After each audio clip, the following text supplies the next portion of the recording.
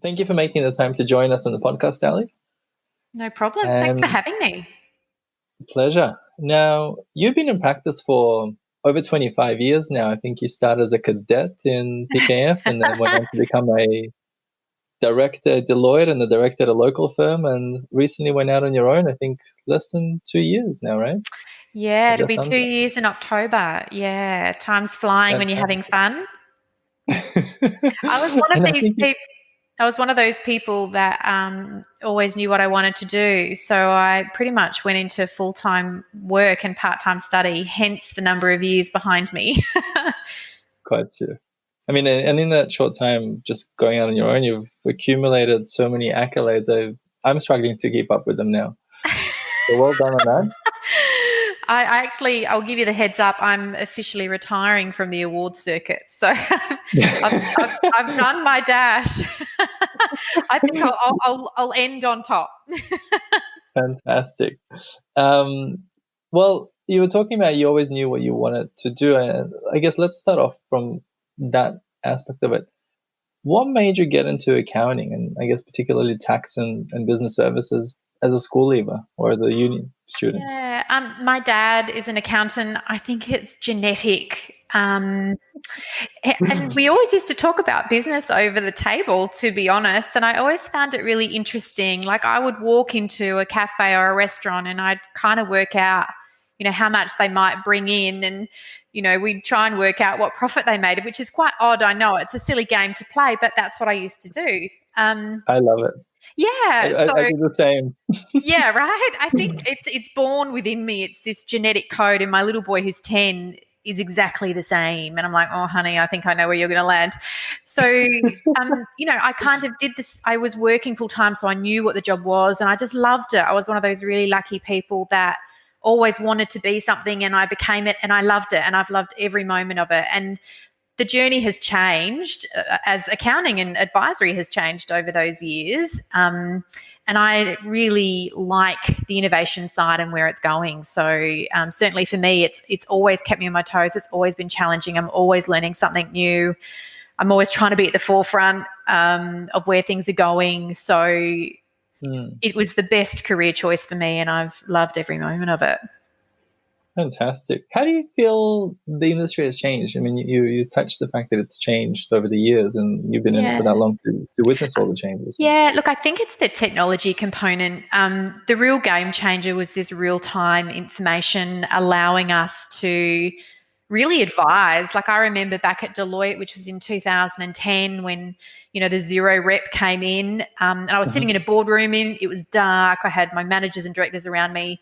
And at the end of this session, I was like, that is literally a light bulb moment. This is the game changer, because for so long we'd been talking about we're going to give proactive advice, we're going to do this, we're going to do that. But how could we when the systems were so antiquated? It wasn't real time. You get the shoebox at the end of the year. That's right. All of the groundwork to even get quarterly reports, which were then 3-4 months down the track, it was nearly impossible. But to then get that real-time data, to then provide real-time conversations, to have real-time advisory, so you could tell a client literally to pull levers as they go to really improve their profit and cash flow. And that's when, for me, accounting changed. And from that moment on, I really moved down that cloud pathway and that real-time information and that integration automation space. And I think I've always loved it, but it was really around the advisory piece, which is what I got so excited about. And that's, for me, where accounting has really changed. Some of it is still the same. There's always compliance. And the technology has just helped us to make that component easier if we choose to use it. And it's interesting because, I mean, there's still a lot of firms that, even though they have zero, I don't think they're having the conversations that you're talking about. They still do things the same way, but they have access to it, but they're not having the conversations that you're having. And this is what I say to a lot of people. The tech isn't the bit that's going to be the game changer. It's going to be what you do with it. It's going to be how you re-engineer your processes, how you re-educate your staff, and how you educate your clients. And those are the really difficult parts of the tech. The tech is actually incredibly easy. It's all of the change management around it that makes it so difficult. And that's where I think people have some levels of fear or comfort, and they think, I can't do it, I don't have the skills. Like, there's this huge conversation around what is advisory. Every accountant does it every single day. They just don't commoditize it. I do. I've flipped the way that I try and win a client, and I've flipped the way that I treat a client, because the compliance is just the outcome, but it's every single piece before it that is advisory. And that's really how I have manufactured this advisory type component in my business. I value-tize it. Okay. And I guess, what were the highlights of that journey of the last 25 years? I think the connections I've made in the industry, the ability to provide, really relevant advice to clients, really becoming a virtual CFO, that's the bit that I've really enjoyed. And the team members that I've been able to take on the journey, like, a few of the team I actually met at a prior firm, and they came across with me. And when I met them, they were doing the stock standard tax and accounting, but these guys are absolute superstars, and they wanted to do more, but they were so inhibited. And so kind of branching out and showing them what is available and what more there is, it completely transforms, your career, and it makes these people into stars, because they basically have superpowers that other people don't have, and around that advisory piece. And, I'm all about playing to your strengths. And when you see people that have that ability, it can completely transform their career. And that's the bit I've really loved, seeing people really find a passion for it and actually enjoy their job. Okay. Well, I mean, speaking of that, is that one of your criteria, what you look for in an accountant, like that advisory piece? When you call someone a superstar, what does that really mean to you? It means that there's something about them that stands out to me. So in my career, I've managed a lot of people, and some people just have that extra little bit. They either love what they do, or they're passionate about what they do, or they've got a really great skill set that may not have been explored. And my role is to really find that and support and encourage them to basically commercialize that and become a specialist in it. And that's why I call them superstars. They go above and beyond. It's more than just the 9 to 5. It's something that motivates them. And they have a why, they have a purpose. And I think that for me is what I look for, the why. Like, why are you doing it? What's in it? What do you want to get out of it? Well, I mean, for a lot of people, yeah, it's just a job, and it was kind of better than an arts degree in terms of a stable career, and that's about it. And that's okay. That's okay if that's what you want.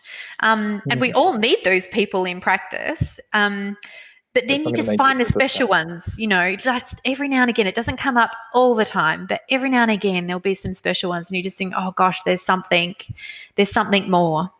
Is it innate, or is it a skill that's developed? And if so, what would you advise an accountant in a firm that's kind of rising through their career right now to develop? Be open to opportunities, I think. Yeah, I think it's the opportunities. If something's presented to you, do it. Even if there's a little bit of fear attached to it, or you're not quite sure, do your research.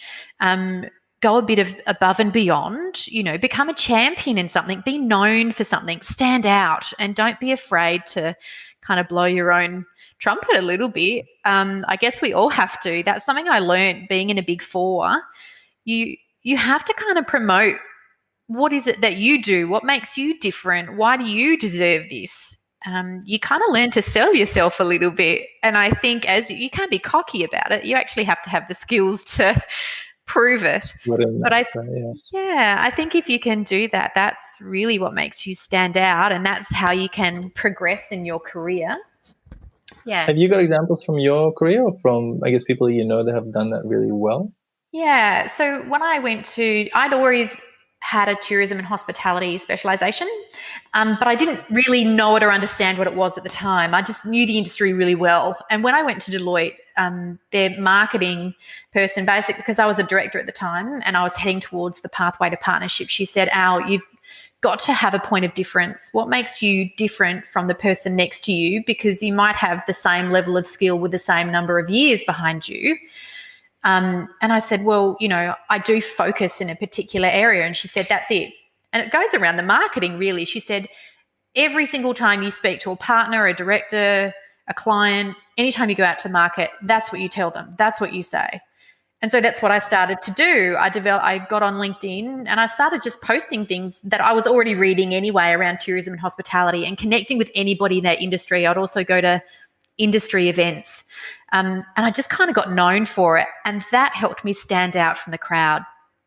And so that's, that specialization is that's where I've come from. And then obviously when I started All In, we do focus on tourism and hospitality, and we still go out with that clear, consistent message. Yes, we do other work, but it's that specialization that brings people to us. Like, we get referrals from other accountants and lawyers and bankers for tourism and hospitality because they know that's what we do. How is that niche working out for you during COVID? Because some would say that's the worst possible niche to be in: tourism, hospitality, and leisure. You can't get worse than that. Surprisingly well. So I guess more about that. There's government stimulus, obviously, at the moment. We're also in Adelaide, right? So we've done fairly well out of most of the states. But a lot of my clients had to pivot, and they've done that. And I'm so proud of them for doing that. So they've still got functioning, viable businesses. I mean, these were viable businesses pre-COVID. So they're always going to find a way. But the other thing is we are diversified. So yes, we specialise, and yes, we have a high number of tourism and hospitality clients, but we've also got a breadth of clients in lots of different industries, varying from startup to very large. So we have a very diversified client base, and that has helped us kind of weather the storm. And in fact, during COVID, we had our most productive and profitable month in April. So it just goes to show that sometimes it's how you work it. And we got paid. The cash flow came too. Fantastic. I mean, have you had to make any changes or adaptations or help your clients in any way to get them through that and to help you get that record sort of month? Two things that we did. One is that we worked remotely. There was not one single change that we made because we set up to be able to do that if we needed to. We also outsourced, so we had to have the processes, the tech, the skills, the communication channels. So none of that changed. But what we did for our clients was, I think, what a lot of other accountants did. We're very good at communicating and marketing to them, but we put everything on warp speed. So the connection points were many. So it wasn't just through the socials. It was through personal emails from me. It was from newsletters. It was from, I was doing Zoom videos once a week. We ran webinars. So the communication touch points to help our clients through that process and educate them was enormous. And I made the decision that my team would literally do bums down, heads down, bums up, just get the work done, because I needed that cash to flow. And I would focus on all of the client communications because I knew how to deal with that. And that would be the most stressful part. And so we weathered that storm. So we didn't do JobKeeper for all of our clients. We literally educated so that they could do it themselves, and the ones that couldn't, we then took over. So we had more work because we were helping with the compliance JobKeeper, but charging for it. And then we were doing our normal compliance work as well. Okay. Yeah. And back to that journey question, I guess you told me some of the highlights, and I guess the main one for you would be starting the practice. Yeah. Over 25. Yeah, go on. Yeah, I think landing my first job, without any study behind me, that was a pretty big deal. And so I was so super happy to start. And you know what? I remember every single promotion. Like, I started really in, I guess, admin, and then moved to accounting fairly quickly. and then, you go from accountant, accountant to junior accountant to intermediate to senior to manager. And then I moved from manager to go to the Big Four as a director. And that was a really big move for me. It was really scary because I'd worked for 13 years, literally in one firm, but that firm had merged. So it started really small, like one partner, and then merged to become Manjard, which then became PKF and became quite large. It's now BDO. And so I'd actually worked with that one firm that one partner for 13 years. And so it was a really big move for me to get to Deloitte. And I did that because at the time, unfortunately, I'd had my first baby, and the feedback I was getting was I wasn't going to get any further in my career. And I was having people kind of be promoted above me that had less experience and less skill set and less client communication skills. And I thought, well, that isn't really fair. So that's why I moved to Deloitte, being an employer of choice for women at the time. It was an amazing experience. I learned so much from that. The IP was just amazing. And that was a huge turning point in my career. I'd worked for a senior female partner, and I'd never worked with another more senior female in my whole life. So that was a really different experience, and it changed me as a manager. It changed me as a person, because I had quite a male-dominated manager type format, because that's what I'd always learned. And then I learned that I could actually be a bit more of myself, and that it was okay to be a mum and still be a successful career person, and all of those things that come with that. So that was a really big career moment for me. And then I think the next defining one was obviously starting All In, and that was born from sheer frustration of I actually felt like a bit of a fraud. I was delivering to clients all these beautiful cloud integrated ecosystems, and I couldn't deliver it in the firm that I was in. I got to a certain point and then was inhibited because I didn't want to go any further, which was fine, because that's what they wanted and that was their choice. And I said, look, this is really my pathway. It's something I'm so passionate about. Is it okay? And they said, yeah, that's fine. And so we parted on really amicable terms, and hence the start of All In. And I must say, I never imagined that it would go as well as it has, or resonated as much as it has. But the clients are just literally rolling through the door. So we must be onto something. Did you have clients follow you from sort of practice to practice over the years? Yeah.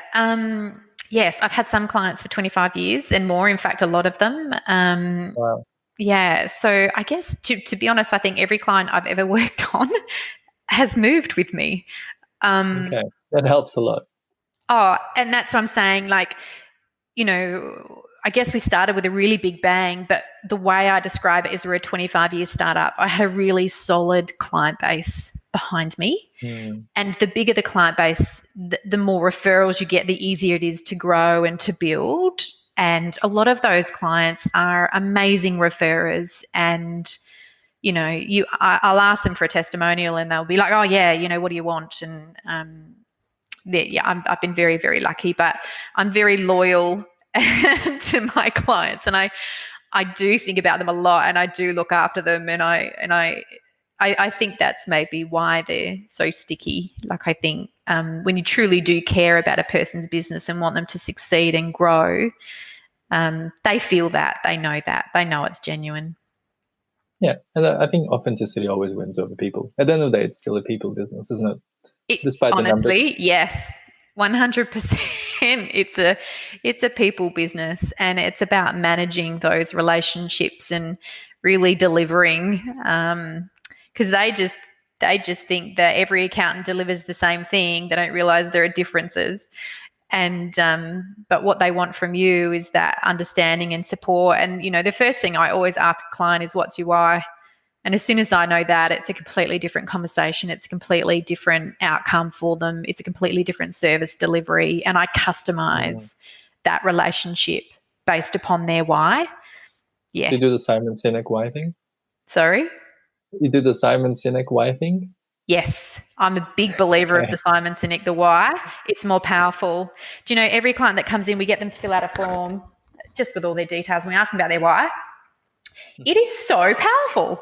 And then we actually just we put on this really simple certificate and we send it to them, basically saying, we're here to support you and empower your why, and this is it. And we try and enforce that. So every single time I'll have a meeting with them, I'll start with the why. And every single time I send them information, it's, this is the why you're doing it. And it actually is quite empowering to them. Like, they really feel like you're part of that journey. And it's just putting the why and giving it some life. They've given it to me. I haven't given it to them. I'm just giving it life. Interesting. It's a good approach. It works.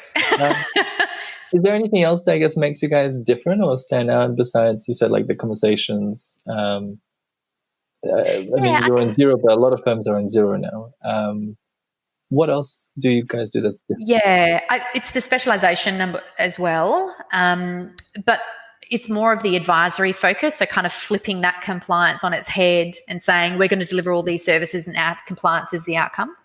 But the other thing we do is, obviously in Adelaide, there's not a huge market for cloud integrators. And so we're kind of the only ones really active in that space here. And predominantly all of our clients are from Adelaide. We have one or two from New South Wales and Melbourne, but not many. And so in Adelaide, that makes us different. And I have to say, a lot of firms say they're Xero and they can do it. But the reality is we've been doing this for over 10 years. So we know it really, really well. And like I said before, it's not just the tech. So we don't say, here's your cloud stack.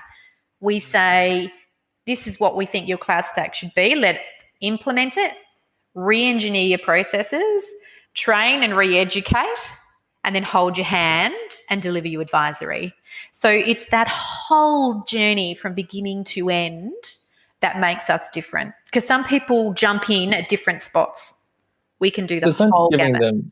It's not just giving them cloud, because when you say cloud integrator, I was going to say what you mean by that. So the way I interpret it is, it's not just giving them cloud for their business.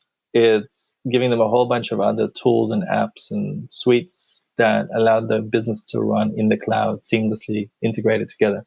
Is that? Yep, that's correct? Right. So we choose cloud products that they need in their business, whether that be accounting, point of sale, HR.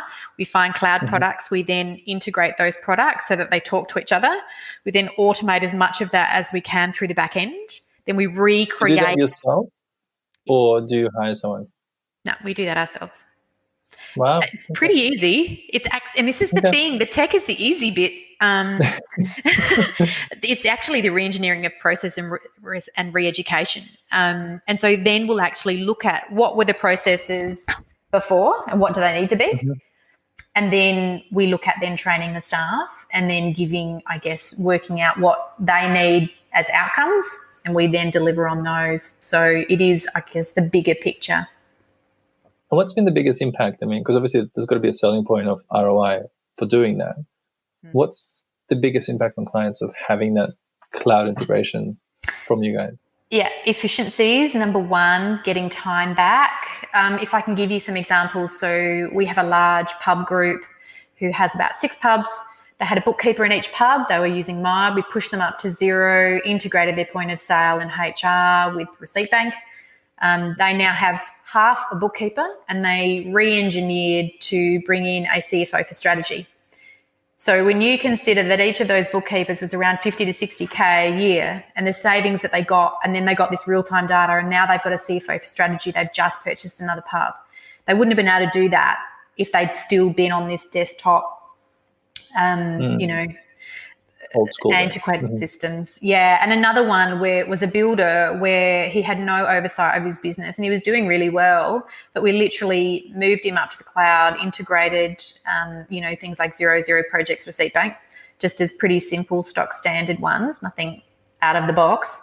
He now has real-time insight into his business. His profit has doubled since bringing us on, and he has doubled his team members. And I was filming a testimonial today with him who he literally says that there is power in what we do. And we work in tourism and hospitality, which is really low margin.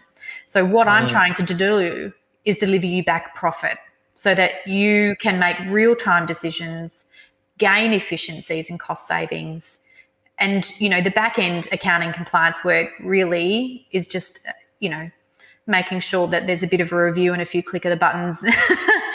But you're not paying 5-6K for compliance work. They're paying 5-6K for advisory, and it's improving their business.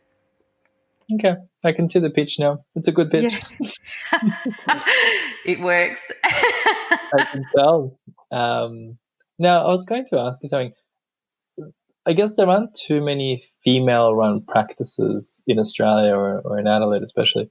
Do you feel it's been a different journey for you as a female in the accounting industry compared to if you were a male? Can you speak a little bit to that? Yeah. Look, I have to tell you, most probably every female I talk to that is in a senior position has got stories to tell. I certainly do have stories to tell. And it's despite some of those stories, it's I think my resilience and how it egged me on to just keep going. I was told on many occasions, this is where you're going to stay, especially when I started to have children. People assumed that I no longer wanted a career, and that's fine if you don't, but I did. And so I feel like I've had to fight for every position. I feel like I've had to show my worth. But certainly going out on our own, I even felt that I needed to get credibility. And so that's what going into some of those awards were for, was to build that credibility so that people understood that what we were doing was something special and something different, and that we were being recognised for that. If I was a male, would I have done that? Most probably not, to be honest. I wouldn't have felt the need to. I feel like I've had to fight for every position that I've ever had, and at times decisions have been fair and other times they've been unfair. But it's certainly made me stronger. It certainly made me more resilient, and I can be quite strategic. People tend to underestimate me, and so I like to prove them wrong. That's a perfect attitude. It gives you a bit of hunger. It does. It makes me hungry, definitely. Don't ever tell me I can't, because I will. I'm kind of the same in that regards. Do you find it's changed now, or is there a particular point that you feel I think it's changing. For females? I think it's changing. Okay. We're not there yet. I can still walk into a room and not be heard. This classic of being around a boardroom and putting your opinion forward and nobody listening, and then a male saying the same thing and they get listened to. It happens. And, going to conferences and seeing all males on the panel, what we like to call manels, it still happens. But I'm hopeful that things are changing. I know some really strong, incredibly intelligent, powerful women in this industry that are changing it up and are here to be heard. We are just as capable. But what I love about this is that it just provides the diversity. Just the diversity of thought, of having different people in a room, and whether that be culture, race, religion, gender, just as long as there's diversity, I think that that's where we can help more people and support more people rather than just having one point of view. And so I do believe it's changing. I've got 2 girls, so I hope that they don't have to experience some of the things that I've had to experience, which have been pretty poor. Things like I was told, I know how you got where you got. And I'm like, why? Because it's what you look like. Or who did you have to connect with or have a relationship with to get that job? I don't think a male would have to have those questions asked of them. And when I was pregnant, I was told I was fat. I mean, you don't say that or do that. Or I was told my career was going to end. That's not okay.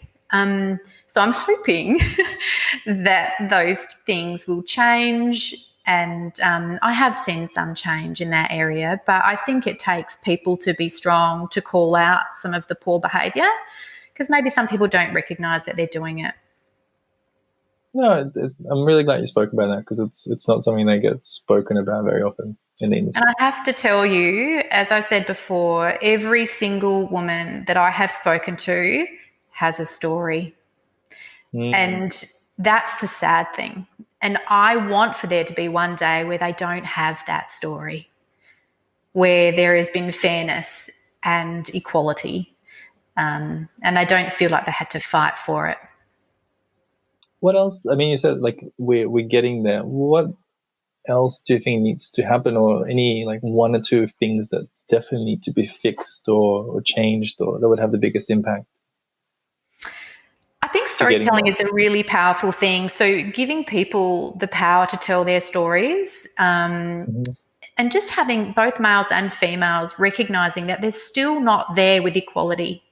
There is still gender pay gaps. There are still superannuation gaps for women. There are still fewer women in senior roles leading firms. So providing opportunities to people based upon their worth, not on their ethnicity or gender, and trying to reduce that subconscious bias. Like, we all have to kind of look deep within ourselves and saying, are we, or do we have a subconscious bias? And it starts with us. It starts with the individual. It starts with the person.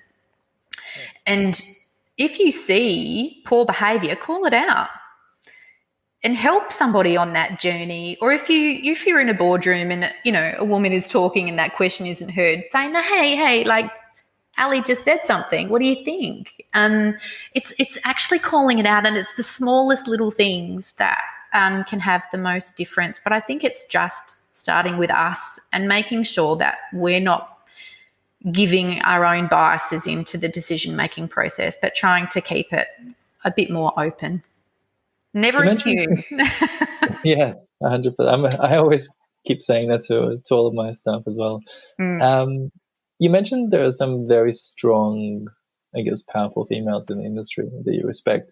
Anyone that comes to mind that you admire or has mentored you? Or? Lillette Khalija, Kylie Parker, Nat Lennon, Kelly Chard, Lee Duffield, Heather Smith.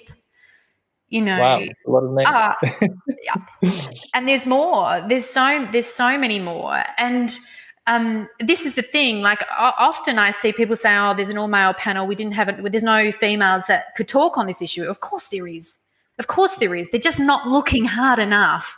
And in fact, Lillette, Kylie, and Kelly have started a business called Account Tech Global, which is basically women speakers. If you want a woman, go on here. There's a plethora. Pick. You know, I think, no more excuses. Yeah. Like, I think you've just got to ask the right questions, or do a little bit more research and do a bit more delving. Don't just go to the people that have always been gone to. There's more there. What's it been like to balance work and family as a female now that you started your own business? And I love a comparison between being a director in a firm and being a mum, and kind of balancing versus running your own business now. Yeah.